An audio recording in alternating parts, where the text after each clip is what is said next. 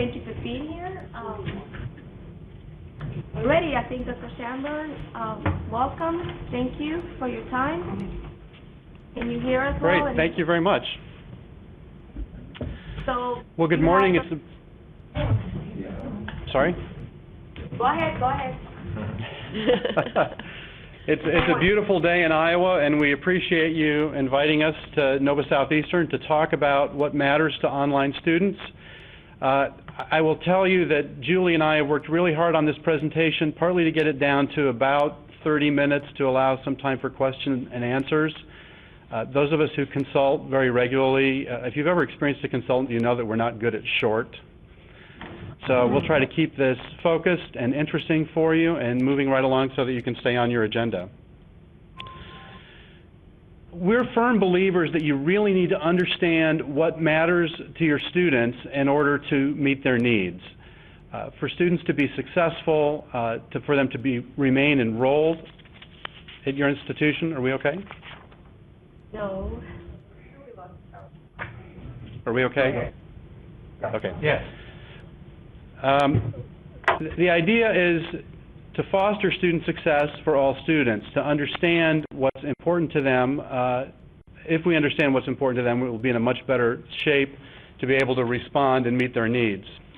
Go ahead. The key is data. Noel Levitz has a reputation as a data-driven organization. The campuses that we work with know that we don't like to make very many decisions without information and data.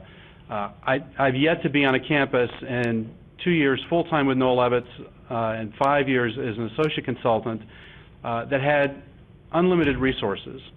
I think most faculty know that you don't have unlimited time, you don't have unlimited access to all the resources that you'd like to have, you certainly don't have unlimited salaries. And so for us to maximize your institutional dollars, we need to know what matters to students, what they care about, and what's going to influence them to stay or to go.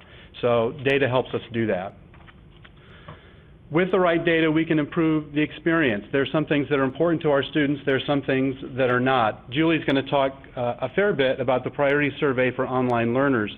We have a companion piece called the Institutional Priority Survey, where we try to learn what faculty and staff thinks is important to their students. And what we discover a lot of times is that what's important to faculty and staff isn't necessarily important to students, and what's important to students isn't necessarily important to faculty and staff. So with good data, we can manage those expectations. We can help create alignment between faculty and students and the administration and the institution. We're going to try and cover 3 things for you today. We're going to start by looking at some national trends for adult learners. Julie's going to cover the bulk of that, as well as talking about satisfaction data results. So what does the priority survey for online learners tell us on a national scale what matters to adult and online students? I wish I could say that Nova Southeastern was in the pool for this data set. You are not. So we'll have to take the data with a grain of salt. Every institution is unique and different. But this will give you some sort of a national set. And then step 3 is how do we respond to the data? So we have the information, what do we do? How does that inform our practice? I think it was Albert Einstein who said that the definition of insanity is doing the same thing over and over again and expecting to get different results.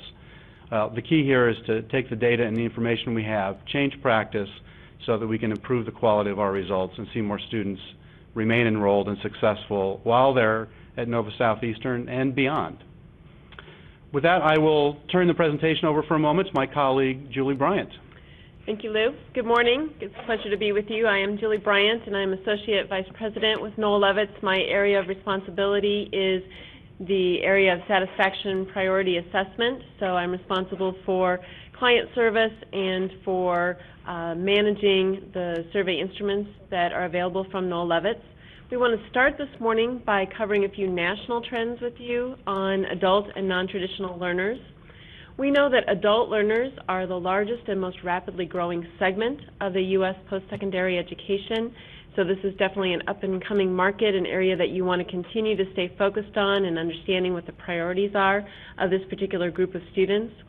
According to the Chronicle of Higher Education Almanac, we can see that about 43% of students, of college students, of the over 17 million college students in the U.S.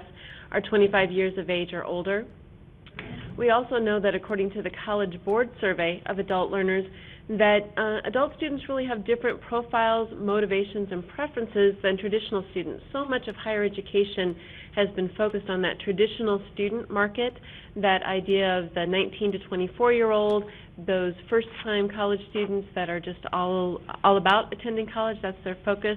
But we're seeing a growing number of students that are non-traditional for a variety of factors.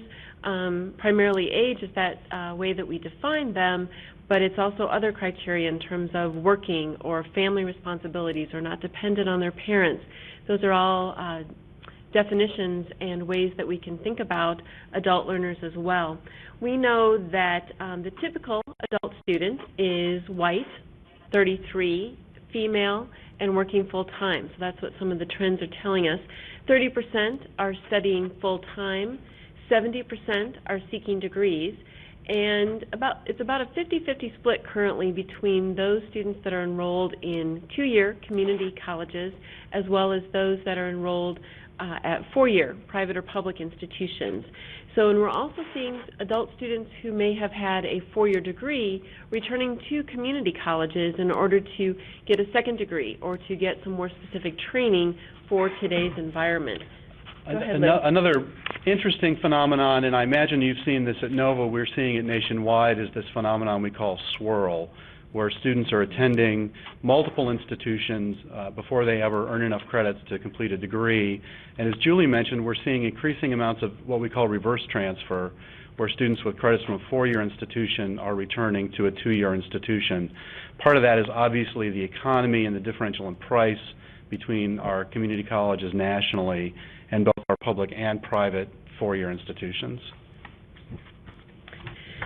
There are certainly triggers that lead an adult student to either begin their college education or to return to college. The single most important reason that we're finding is specifically for job or career. We're seeing more students at this time with the current economic conditions, that those individuals that may have been laid off, determining that now is the right time for them to either, again, originally seek their college degree or to return to college at this point. Other life events may be divorce, children growing up, the changing technologies may also inspire individuals to return to college. And so we're really seeing an influx of adult students, especially in these current economic times. We know that the attitudes of incoming adult learners are slightly different than what we see with traditional age students. And so this data is based on the National Freshman Attitudes report that is published by Noel Levitz. And this is looking specifically at students that are first coming to college, so it's their first entering at the beginning of their college experience.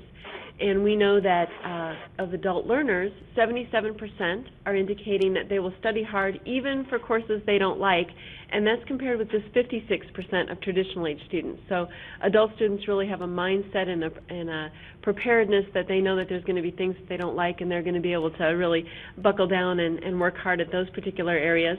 When we look at those adult learners that are expecting to work full-time or part-time, 57% of adult students are indicating that expectation, as compared with just 21% of traditional students, according to this particular study. When we look at, conversely, looking at whether they're planning to get involved on campus, just 35% of adult students are planning to get involved in any campus organizations, as compared with 57% of the traditional age students. And then they're also feeling those financial pressures, and again, likely because of a loss of job situation and the pressure maybe to support a family. 45% of adult students are indicating financial problems that are distracting or troublesome, compared with just 27% of adult learners. So we know that some of those attitudes, those things that are going on between the ears in terms of in the minds of the adult students as they're enrolling in our programs, might be a little bit different than what we're used to with traditional students. We also see some interesting differences along gender breakdowns and among racial subgroups from that same survey. We find that minority students are significantly more receptive to help academically than our majority students. We also see that males are significantly more confident in mathematical and problem-solving skills, but females tend to have much better study habits coming in when they arrive in college. They're much more likely to find reading to be of value to them, and so we see adults and females in particular having better experience with text and better familiarity with text at entrance. Women express significantly less confidence when it comes to mathematical reasoning and complex problem solving. I want to share this visual with you with this concept that adult learners really have a balancing act, and this is, probably not a surprise to you. It's probably something that you have thought about before, but really considering that balancing act between family, work, and school with that adult in the middle there. And this visual is courtesy of CALE, the Council for Adult and Experiential Learning. We work closely with them with some of the services that we're providing. And let me share with you how CALE is defining adult learners. It's students who have assumed major life responsibilities and commitments, such as work, family, and community activities, or who are no longer dependent on their parents, and whose principal identities have moved beyond the role of full-time student.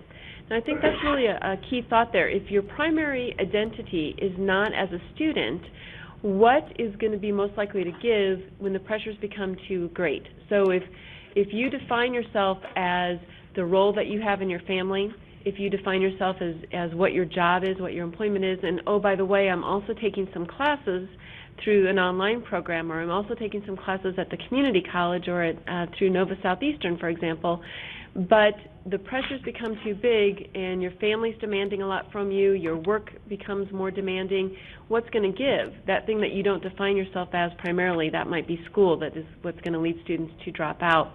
Whereas a traditional student, when you ask them, what are you doing or who are you, their first statement's going to be, I'm a student at XYZ University. So thinking about how you define yourself and how that impacts your choices that you're making when pressures become great. The other important implication here is that we encourage lots of institutions to subdivide programs and services so that when you build an orientation program, for example, it isn't a monolithic orientation program. And a number of the four-year institutions I work with define orientation as something that meets the needs of those traditional residential students that's going to try and get them involved in activities. Well, adult students, as Julie already mentioned, are much less likely to want to get involved in anything on campus other than their classes. But we shouldn't be defining those students by age. It's important to create programs that are focused towards specific student populations. Adult students need very different kinds of support and services than traditional students, and we need to make sure that we're defining and sorting those students by those characteristics and not by age. I still see students that draw a magical age line at 23 or 24, and I think most of you probably have had students in your classes who are 19 years old who are juggling children and jobs and rent payments and all those things that make them very clearly adult students and not in need of the kind of services that many of their peers who are 19 are looking for. Now, the concerning thing here is that we do know that attrition rates are higher among non-traditional students. So any of those students that have some non-traditional characteristics, whether that is defined by age or by their family responsibilities or the hours that they're working, we're seeing that 57% of non-traditional students are more likely to not be retained at two-year institutions and 50% at four-year institutions. So it really is helping to highlight for us that we need to make sure that we're targeting some specific initiatives and that we are being sensitive to the needs of these students and that we're understanding what they're expecting from us and where we have some room for improvement in terms of the services that we're providing to them. So I want to cover with you some national data that we're seeing on satisfaction assessment to help us understand better what those expectations and priorities really are for this particular population. The data is based on the Noel Levitz instrument, the Priority Survey for Online Learners. It's similar in structure to our Student Satisfaction Inventory that you might have been aware of. That's the SSI instrument is for the traditional student. This one is specifically for students in the online programs. Been available since 2001. The national data set is as of May of 2009. We update our norms at the end of each academic year, so we'll be updating them again at the end of the month of May of 2010, early June, late May, early June. And our current national group includes over 68,000 student records from 87 different institutions.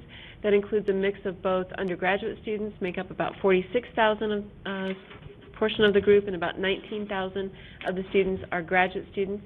That is a 3-year time frame from fall of 2006 through spring of 2009. So that's the data that we're going to be referring to during this portion of the presentation. The Priority Survey for Online Learners is a comprehensive assessment, so it's really looking across the board both inside and outside of that online classroom experience. So it's including both that interaction that students are having with faculty and is part of, again, those in-classroom assignments that students are doing through their online programs, as well as those support services that contribute to students being able to be enrolled. So the enrollment services, the other academic and student support services. And there are 26 standard items on the Priority Survey for Online Learners. Let me share with you how we're defining satisfaction.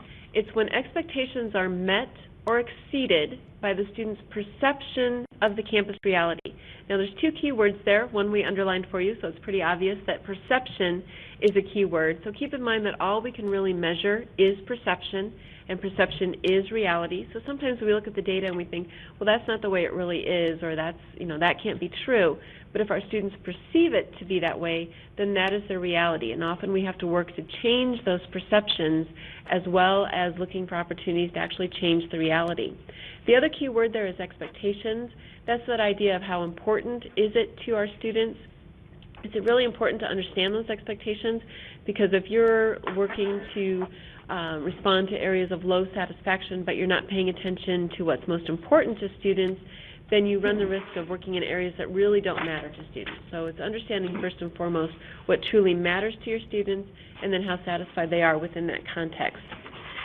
So we're capturing a combination of both importance and satisfaction, and when we have this combination of information, we can understand both what's very important to our students and they're very satisfied with. Those are our strengths. Those are areas to celebrate, to build upon, to provide positive feedback on.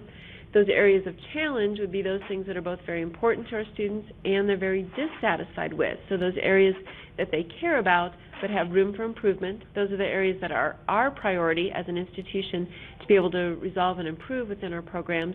We're not going to be immediately concerned with those things that are not as important to our students. So those things that fall below that bottom half of this matrix visual is that idea that those things that are not as important to our students are not going to be our immediate priority. They may still need some improvement. There may be some things that we can be doing better in these particular areas, but they're not where we want to focus first and foremost. We want to work on those things that our students care the most about so that we're resolving and improving those areas that are going to be more likely to retain them and keep them enrolled at our institution. So I'm going to share a little bit of the national data with you, give you an idea of what the demographic makeup of this population looks like. And we had talked before that the average adult learner is female, 33, white. You can see that the national online learners demographics are similar to that in terms of what we're seeing in terms of the majority. Certainly 80% of the online learners are over the age of 25.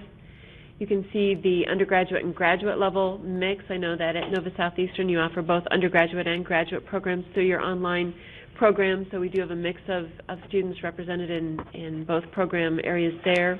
The majority are Caucasian students, with about 29% students of color. As we continue with today's presentation, we will share with you a little bit more about some of those different priorities of African American and Hispanic students specifically. It's also important to note that primarily online enrollment, 81%, and about 19% that are primarily on campus. So we do have some schools that are administering this survey that have students that are primarily on ground-based, but taking a few online programs, and they're incorporated into these results as well. But the vast majority certainly are those that are enrolled primarily online. We cluster the items on the student satisfaction, or I'm sorry, on the priority survey for online learners. As you recall, I mentioned that there are 26 standard items. These are clustered together in scales that help us see the big picture. So when we look at the priority areas, those areas that are most important to students as they are represented in the scale areas, you can see that the number one most important area is enrollment services. So that's including things like registration and financial aid. So that process for actually getting students enrolled is very critical to online learners. You can also see that institutional perceptions are a key area. That's that idea, do you have a good reputation, and is your tuition paid worthwhile? Adult students and online learners specifically are very aware of that and placing a high priority in that area. Instructional services comes in closely behind. Those are assignments and quality of faculty. And then there's a tie for fourth between those academic services such as advising, program offerings, library services, and the student services. Those are the staff support that you're providing, your bookstore, and your career services. All of these areas have some level of importance to students, but when we priority rank them, this is what we're seeing as most important to students. And this is significantly different than what we see on the surveys that are geared more toward the traditional age students. Consistently, what we see nationally is most important to traditional undergraduates is quality of instruction and academic advising. The scales are a little bit different on the student satisfaction inventory. It's a longer instrument, so we have more scales. But it's especially important to note here how important enrollment services are. And Julie will show you in a moment some of the strength items, but convenience is going to continually drive the needs of the adult and online student. They need to get the courses that they want when they want them. So the next way that we can look at the data, so we look at the demographics to understand the context. We look at the scales that we just shared with you to understand those overall big picture priority areas for students. And then as I shared in the visual earlier, we can identify those strengths and those challenges on the item-by-item level. So we look at the 26 items on the survey, and within the national database, we identify those that are both very important to students and they're very satisfied as national strengths, those areas that are both very important and have low satisfaction as national challenges. And what we're seeing here for online learners, when we look at strengths, we've got the idea that student assignments are clearly defined within the syllabus, that registration for online courses is convenient, so that's a strength nationally.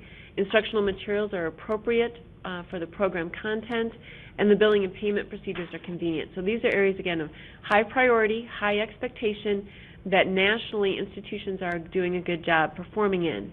When we look on the other side, the challenges, those areas that are both very important to students, but they feel that institutions have room for improvement on.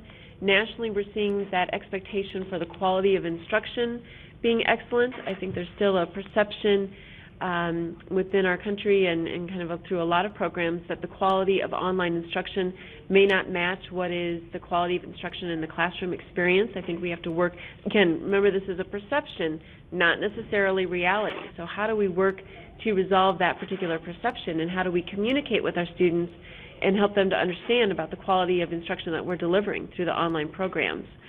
And also that expectation of faculty being responsive to student needs. I often talk with campuses about setting realistic expectations for being responsive, and we look at the next one, skipping the tuition one, I'll come back to that, but that timely feedback for student progress. Setting expectations for a culture of students and a culture in general that's 24/7 operated. What's realistic in terms of expecting your faculty member to get back to you? Is it at midnight on Saturday night when you've sent that email to them, or is it within 24 hours, or is it within particular hours within the business day?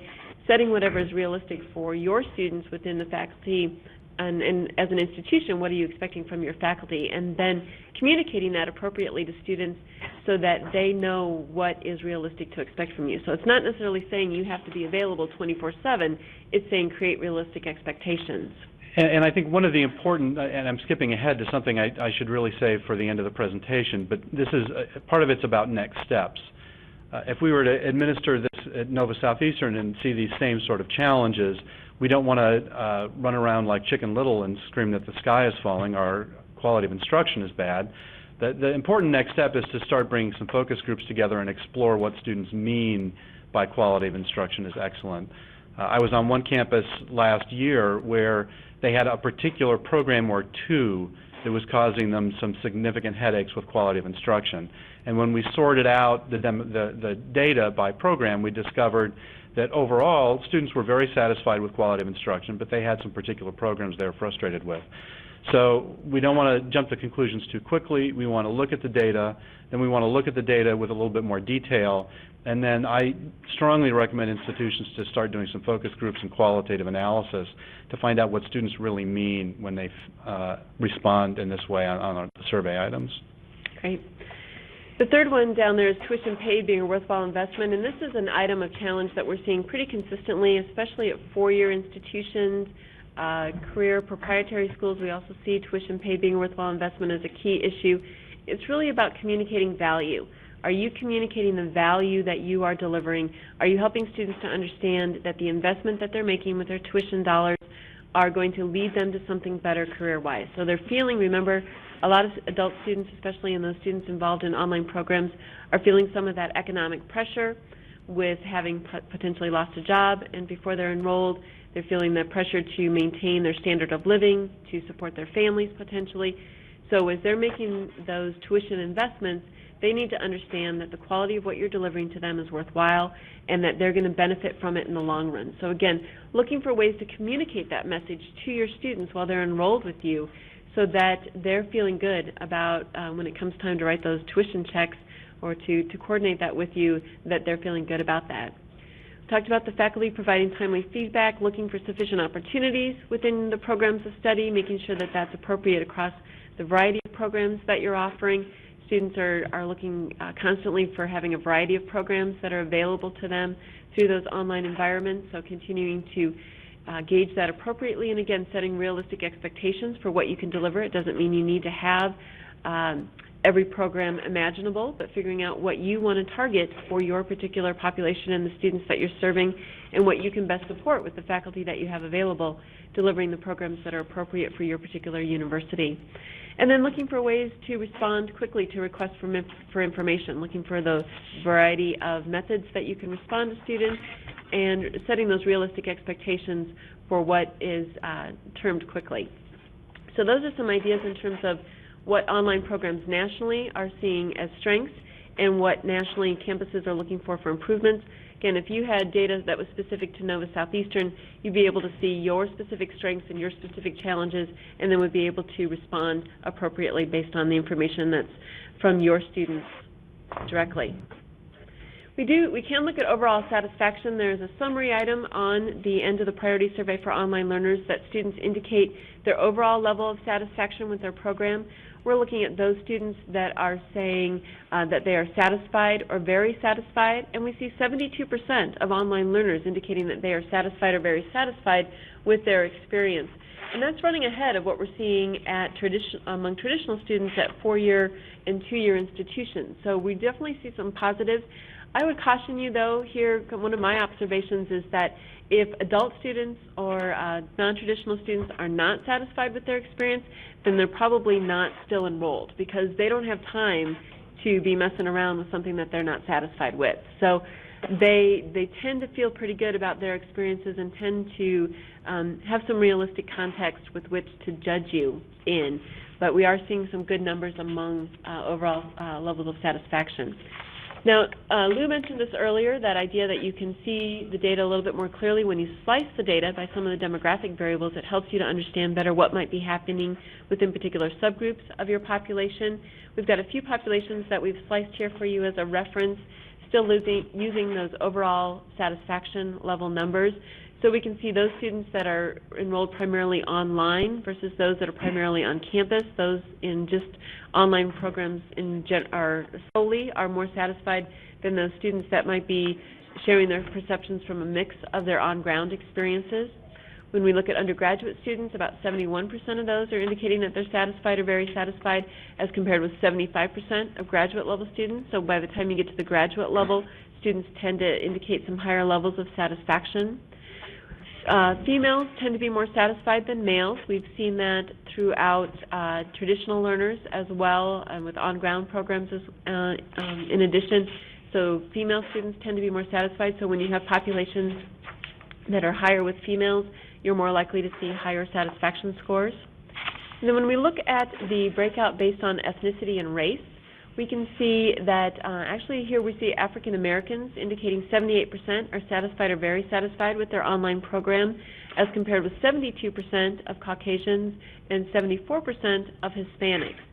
And we often see, what we've noticed, one trend is that satisfaction levels among students of color at two-year institutions tends to be higher than students of color at four-year institutions, and we do have quite a few two-year institutions within the online programs or the online institutions that we're working with. So that may be playing in to a certain part here, but it's interesting to note that in terms of the higher satisfaction levels here. We did also break out for you some of the top challenge areas. So remember, we looked at the challenges for the national group overall. We broke out the challenges specifically for African Americans and Hispanics within the online programs. We're seeing similar issues that we were seeing among the national group as a whole. One thing that is interesting to note is a little bit more of the financial stress that African Americans may be feeling and indicating the challenge of adequate financial aid being available. So that's something to keep in mind. And both groups are also indicating that tuition paid being a worthwhile investment. And I want to remind you of a point I made earlier. Some other national characteristics of incoming students data that we have suggests that African Americans and Hispanics are significantly more receptive to help than our non-first generation majority students. So students who are new or first generation students and who are minorities are much more likely to be interested in institutional help. Now, the challenge is, do they ask for institutional help, or do we have to identify the need and direct them? So as faculty, I think it's essential that you understand what kind of resources are available to your students and can make effective referrals. So the worst case scenario, I was doing a focus group on a campus, and a faculty member said, I'm a faculty member, not a social worker. I don't want to get to know my students at all. Well, the reality is we don't really have the luxury, most of us, to be able to define our job descriptions in such a nice, neat box. So we need to be sensitive to the signals that our students send us about areas and ways that we can help and support them, knowing that a lot of the students in our classes will take advantage of those resources if we can just get them started, but they don't know how to ask the question and to initiate that kind of contact often. And really, that brings up the point, too, that all of this data is really a dialogue starter. It's a point for you to begin the dialogue and the discussions about what might be appropriate for your students, what you need to be doing, and able to focus on those areas that really matter to students. So Lou was talking earlier about focus group sessions as a point of discussion. What you're looking at is being able to have very focused focus groups when you have data as a starting point to understand that feedback. You can avoid having just general gripe sessions. You can really get to the heart of the matter in terms of what you need to understand from your students. And then in that idea of a continuous quality improvement, you're looking at how you can better improve your online program, your online experience, so that you're able to retain your students and to be able to build your reputation within the community to continue to attract students. So it's really a place to begin to better understand and then to be able to make improvements from there. One other segment of the data that I want to share from you that's very interesting on the national level are the factors in the decision to enroll. So when we look specifically at online learners, when they tell us how important each of these 11 areas are to them in their decision to enroll in an online program, not surprisingly, the number one area that we're seeing is convenience. So that perception and that idea that an online program is convenient, that it's most likely to fit within a student's work schedule, that there's that ability to have flexible pacing. And the things that we're seeing typically for traditional students are academic reputation, cost, and financial aid as the key driving factors for why traditional aid students are enrolling in on-ground programs. Cost and financial assistance are lower on this particular rating scale for students overall, so it's not that it's not something that they're concerned about potentially. You need to continue to be affordable. You need to make sure that you're still continuing to offer and communicate regarding what financial assistance that you have available. But really those driving motivators, those top-ranked areas are convenience and that ability to fit within the rest of their life. So that idea, and staying aware of that in particular. We do see a little bit more emphasis on the financial assistance when we look at the African American and Hispanic students. So while financial assistance was number 8 for national online learners overall, when we look at African Americans and Hispanics specifically, it becomes number 5. So again, a little bit more of that financial stress potentially there among this population. What you want to do is make sure that you understand what are the motivators for your particular students and making sure that you're targeting the messages and the services that you have appropriately. And I just want to reinforce here the consistency of those top three: convenience, work schedule, and flexible pacing. It harkens back to the triangle graphic that Julie showed you earlier from Kale, that these students are really trying to juggle a lot, and what matters to them is can they get the classes they need in the time that they need them. We have just a few thoughts we want to share with you in terms of thinking a little bit further about responding to the data. We've shared some ideas as we've been going through this morning's presentation. I want to share with you this concept of the systematic assessment cycle. So when you're thinking about gathering data, the first step is really to gather that data from your students. They are the ones that are actually experiencing what you have to offer. They are the ones that know what's working and what's not working. Often they definitely love to tell you when you ask them. Often they're trying to tell you even when you're not asking them. So be sure that you're looking for ways to gather the data by surveying your students. And then make sure that you're taking the time to actively review those results, sharing that information on campus, beginning to understand better what your student experiences are. And then I would really caution you not to stop there. Too often when we think about doing assessments, we think it's all about conducting the survey and getting the results and looking at them, and then we put them on the, we leave them on our computer or we put them on the side of our desk and we think we'll get back to that later after we do our real jobs, our day-to-day jobs. Well, what I would really encourage you to do is think about how can you actively respond to that data with new initiatives. How can you make changes in the areas that your students care about that they indicate really have room for improvement. So be sure that you're looking for opportunities and ways that you can respond to the data with new initiatives. And a lot of times that's with looking at ways to communicate better, to change perceptions with information. There might be short-term, quick fix things that you can do fairly easily. It's another link off of your portal homepage. It's an adjustment in your billing cycle. It's things that you can do fairly easily and cost-effectively that will really improve the experience of your students. And then that third area are those things that are part of a longer-term strategic plan, those things that you can't do immediately. You may not be able to add new programs within your online offerings this semester or this year, but you've got a plan for 3 to 5 years down the road of when you plan to add and expand those programs. And then with everything that you're doing, that fourth area, that inform the campus of how you've responded, is really critical. Make sure that you're closing that feedback loop, that you're communicating adequately and appropriately with your students and with your faculty and staff, with your administration, on the changes that you're making and why, so that students and everyone on your campus really understands that you've placed a priority on the expectations of your students and that you're actively working to respond to those particular areas. Don't just assume that changes are automatically noticed. You really want to be upfront to say, hey, we understood that this was a particular issue, we've made this change, we're planning this change in the future, and we continue to want to stay in touch and receiving that feedback from you in terms of what we can continue to do better. And looking at surveying on a regular basis, so gathering that data from your students annually or every other year. This is not just a once and done type of activity that you think you can do it just because accreditation expectations are coming up, but something that you're actively committed to and thinking about that continuous quality improvement cycle. And I work with a lot of campuses on what we call building a culture of assessment, and so that red triangle there, inform the campus how you responded, is just so essential, because if students believe that we take their input seriously and we act on it, then they're more likely to provide meaningful responses the next time we ask them to do an institutional assessment. So, and as Julie says, it's not just about keeping SACs happy, it's about improving the quality of what we do.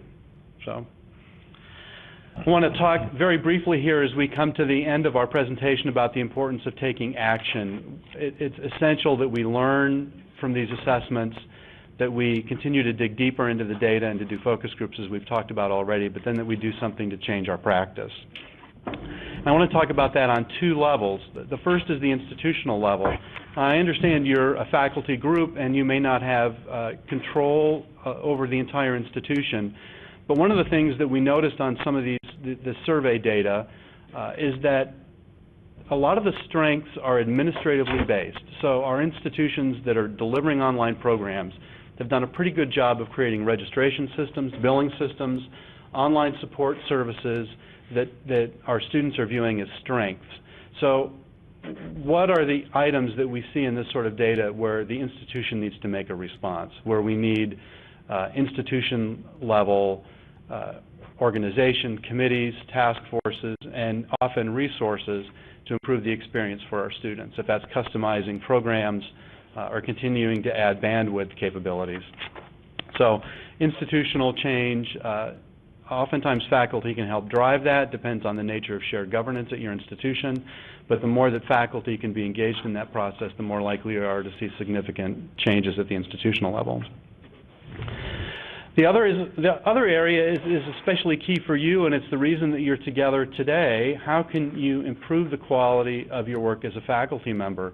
And I want to remind you of a couple of points that Julie made and just reinforce those. A lot of what we do is managing perception and expectations. You can see on the strengths that students are generally satisfied with the quality of the clarity of assignments, but they're not necessarily satisfied with the rate at which faculty provide feedback. So how are we managing that feedback process? And again, I shouldn't tell stories from other campuses, but I was on a campus 2 weeks after midterm, and I had students in the focus group who said they hadn't had a single lab report returned yet to that point in the term. And as someone who works with a lot of faculty, we know that students need to be able to change their practice. If they haven't done well on an assignment, they need feedback on that before they have to hand in the next assignment, because if they don't know what they did wrong, they're likely going to continue to do that again. I think one of the great advantages that online instruction has done for pedagogy in general is that it's taught us to structure and scaffold and provide meaningful feedback in a prompt fashion. So part of that, as Julie said earlier, is helping students understand what's a reasonable amount of time for a response. If an assignment is handed in by 5 o'clock on Tuesday, the students can expect feedback on that through the portal system when. So if we tell them what those expectations are, what we do in the consulting business is we under-promise and over-deliver. So are there ways that we could create reasonable expectations in our students, and then as much as we can try to exceed those expectations? So I think there's some pointers here for things that we can do and ways that we can improve the quality of communication with students. So we want to help you identify ways to think about assessment, to use that assessment information to help you identify the needs of your students, to customize programs. You've seen some national data today. The key is to see what of that data reflects Nova Southeastern. Are there other data points that you can look at to distinguish yourselves from other institutions? So if you understand the needs of your non-traditional students, you can build programs to meet their needs. If it's academic support programs and math classes, whether it's access to counseling services, whether it's career development to help them find part-time work, was another interesting data point that we saw, that African American students in particular on the Entering Student Survey were more interested in help finding part-time work. So what role does the institution play in those sort of other success measures? And then making sure that faculty have the tools and resources they need so that they can make effective referrals. We can't ask faculty to do it all. We shouldn't ask faculty to do it all. But if you know where to direct the student, then you can focus more on the instructional piece. We would encourage you to think about doing satisfaction assessment, whether it's the priority survey for online learners for your online programs, whether it's more traditional student satisfaction inventory for your on-the-ground students. But the more data you have, the more you can make wise decisions about resource allocation, what kind of initiatives you want to launch next, and then measure those things. Got a couple of resources here on the website. You can get to all of these directly from noellevitz.com. There's no punctuation within Noel Levitz. If you have questions poking around the website, Mike Simonson has my email address. I'd be happy to entertain questions from you offline later on. But at the moment, we wanted to see if there are any questions that you had for us.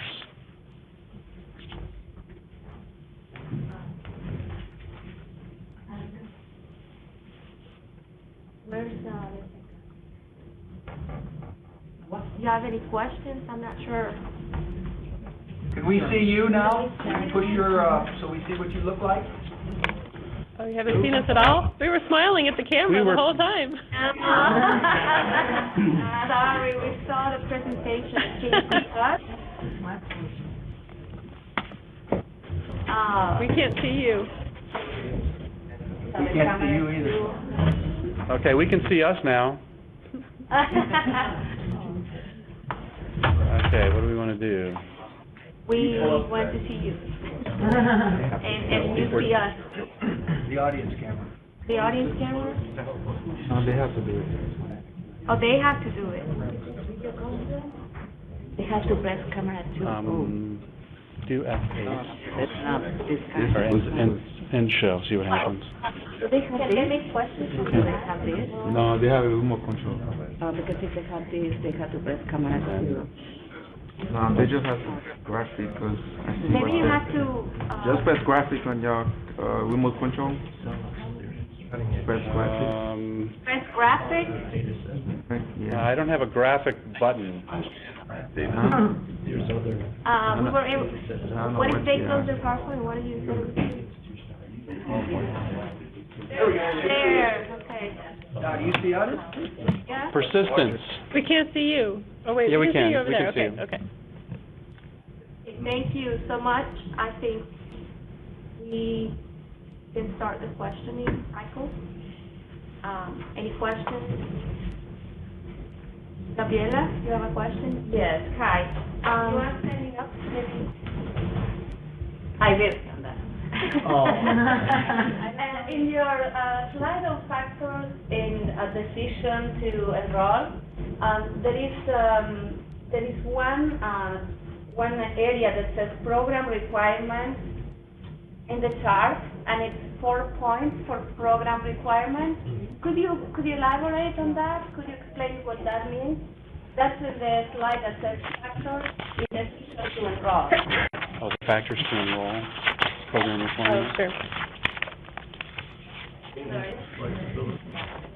You know, that it's a little bit in terms of how it's interpreted by the students, but that could either be in terms of if they're trying to get their program accomplished, that their program required that they do some of the online enrollment in that particular program. So that's one way that that's potentially being interpreted.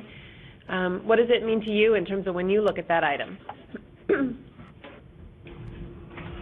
Oh, so you're doing the psychologist, yoga. I think What- it's what- therapy, I know that one.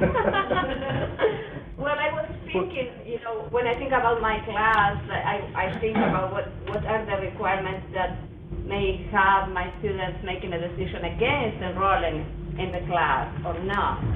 And I don't know if they know the requirements always in advance. So I'm thinking, what are the requirements that they could think of when they make this decision? And I don't know if you have more specific information about what requirements students look at when they make a decision to enroll or not. That's interesting. Oftentimes, I think what we see in the decision to enroll factor is, can the student finish a program within a certain number of credits? So if the ideal is, I want to earn my bachelor's degree by the time I earn 128 credits, given what the student may be transferring in, can they finish the program and do it by 128?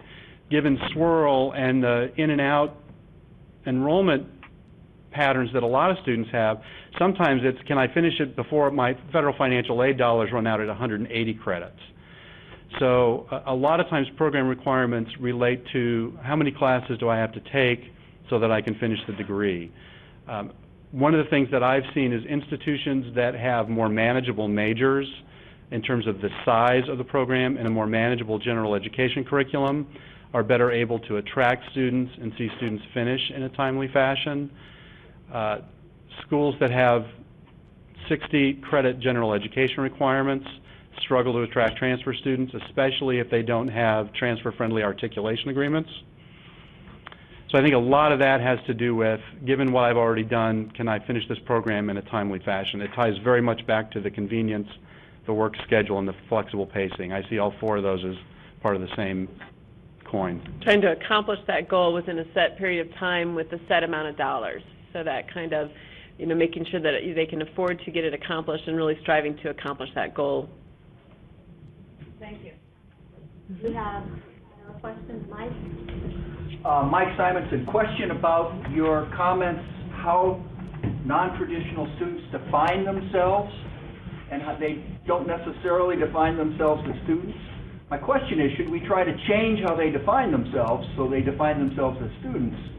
Or should we recognize they're not going to change and do whatever it takes to be sensitive to the fact that they define themselves as parents or as employees of another place? Which is the best option? Can I start that one? I guess my perception on that would be that I think you're right, that it's important to kind of do both in terms of to acknowledge and to understand that that may not be their primary definition of themselves and be respectful of their role as within their family and their role within whatever employment that they might have. So as faculty members, being sensitive and aware of that is important. But I think you're right, that you can really help to reinforce that sense of value and that perception that students have in feeling proud and excited about being students, and how that is a critical piece of who they are and what they're going to eventually be able to accomplish and who they'll end up being when they graduate from your program. So creating that sense of pride related to that, so it becomes more important to them and stays in equal balance, at least, with their other roles that they're performing in their lives. Lou? I would agree. I think it's very much a both and. We have to acknowledge who they are and embrace them as they are. But I think another one of the roles we have to play has to do with helping them negotiate this. How does being a student relate to getting a job, which is a driving force for so many of them. They come back to school because they want to advance in their existing job or get a job. But we have to help them understand that being a student will prepare them in the long run for a multitude of jobs, that few of us land in one job and stick with that job for 30 or 40 years until retirement. So if we can help them embrace that student role and help them see how as learners, that learner identity will be very important for them. So I think it's a both and. Tough question, Mike. We have another question, Marty? Should we ask the SCCs or the centers? Or Yes. Oh, okay. Yes. You and then Yair, and then we'll go to the centers. Okay. Hi, Marty Snyder. I was, this is an excellent presentation. First of all, thank you very much. I wanted to get, if you could put your futurist hats on, I'm looking at the priorities that are most important, and thank you, to students. And number two, you say, is the institutional perception. And then the top 5 factors in the student's decision to enroll, number 1 is convenience. Can you talk a little bit about, I'm thinking convenience, and we've got dissension between whether a doctoral program should be offered completely online, and some faculty are fighting for the need to have the limited residence program where we do bring them physically on campus. What would you say to that in terms of the institutional perception as well as the convenience factor? Do you see a trend in terms of doctoral programs? Are they moving more to a primarily online format, or is there a hold there in terms of requiring them to have the campus experience?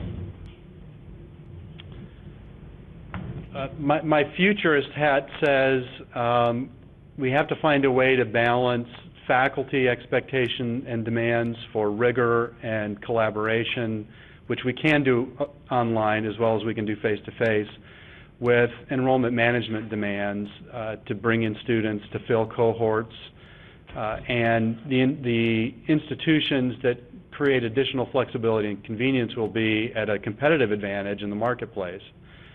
So I think one of the answers to that is to, I'm going to sound like an accreditor, sorry, is to do as much as we can to measure outcomes, both of our programs and our students. So can we do good comparative analysis that show that the outcomes of students in an online environment are equal to students in a non-online environment? Raymond Vlodkowski, who used to be at Regis University, did a lot of research years ago with accelerated adult programs versus face-to-face. So common exams, common assessment tools to find out whether adults in accelerated programs were getting as much out of their classes as online. I think we need to be aggressive about those sort of research agendas so that we can show whether or not there's a qualitative and quantitative difference in outcomes. And if there aren't qualitative and quantitative differences in outcomes, then we can let convenience rule. If there are qualitative and quantitative differences, then we need to be able to make the case that some element of an online residential experience is important. I wish we could do a quick poll, because I'm interested in how many of you have doctorates from non-on-the-ground programs. I was on campus 5 times for mine. 5 weekends. Okay. Thank you. Did that answer the question? Yes, thank you. Quick question, Jair Levy from SCIS. Self-drivers to enroll, again, the same slide. You were talking about reputation of the institution.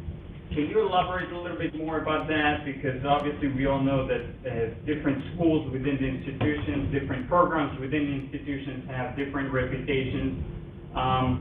So do you have any additional data to slice that? Do you have anything to add to that in terms of reputation? Is it different there is a difference in undergraduate versus graduate versus doctoral? Any additional information there? Thank you. I don't have any specific in terms of slicing that down. I think it's a good question that you're raising, and it certainly is one that we can continue to review within the data. I would say that the key thing that I would take away from that idea of reputation of institution is that students are paying attention to that, and that they are cognizant of that as they're thinking about both in terms of what's attracting them to you as an institution, and thinking about what it's going to look like to have a degree from your institution as they go back out into the career marketplace. They want to make sure that there's a perception of a quality reputation that they are paying their tuition dollars for. And so you want to be aware of that as well, continue to promote your reputation, look for ways to further build it, and potentially within your own data, if you had data that's specific, you could slice that down to see what's happening at various levels. I think it's a good question, and we'll go back and look at our national database that way and see if we're seeing anything different there. I don't know right offhand in terms of what we're seeing. Lou, do you have any thoughts? That's item number 5 out of 11, so it's above the center point. I think there's a significant difference in, well, 2 things. One, I think it speaks to the importance of market research, that we need to understand how we're perceived in the marketplace, and that's both a global institutional question and also a program-specific question. The global tends to be more consistent and effective for undergraduates. I think graduate students tend to look much more at program reputation than an institutional reputation, because there can be such great variety in an institution. I think for a lot of adult students, where they put reputation, I don't have in front of me the standard deviation on that particular item. My hunch is that the standard deviation is fairly large there. Adult students who are already employed seem to be, in my experience, much less concerned about reputation than students who are going back to school so that they can look for a new job after they complete the degree. Students who are already employed, I've heard, I was an adult dean for 3 years. If they already had the job, they couldn't care less where they got the degree from. They wanted cheap and convenient. Because internal promotion, they already knew you. Thank you. Thank you. Let's have some questions from the site. How do we approach this? Any questions from? We have from North Miami Beach.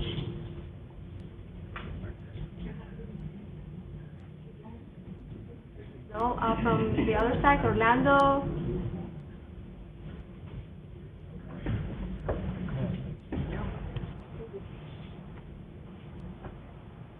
I'm Jim Hibble from West Palm.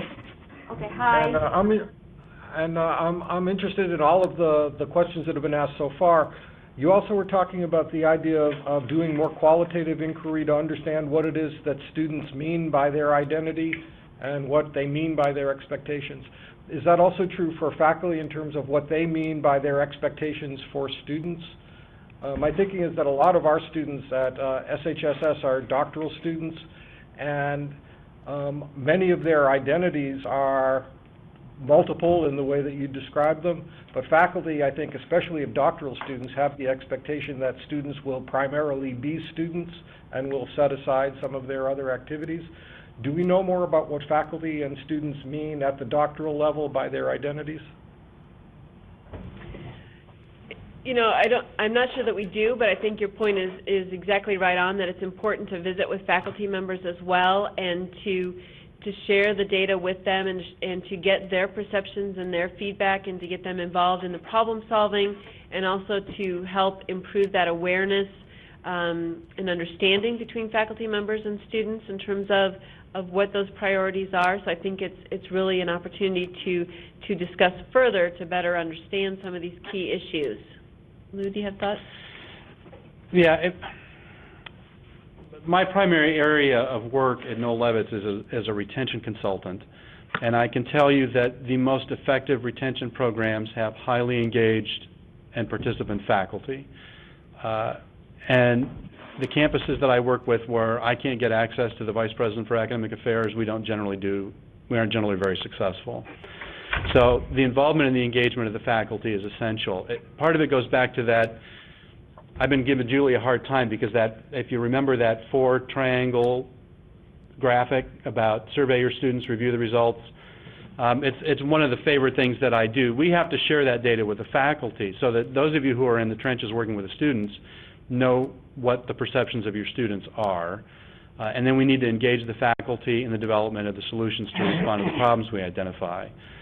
So I think the faculty role is, I'm not pandering to you, we can't underestimate the role of the faculty in the equation. But faculty development is huge. We have to help you understand who you're working with, what their values are.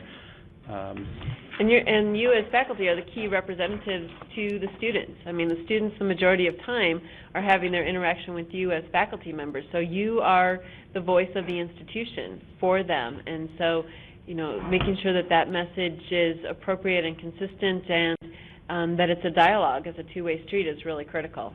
It goes back to the identity and the reputation question. I think most doctoral students identify themselves with their program, not with the institution, which is a challenge if you're in advancement, but it's great.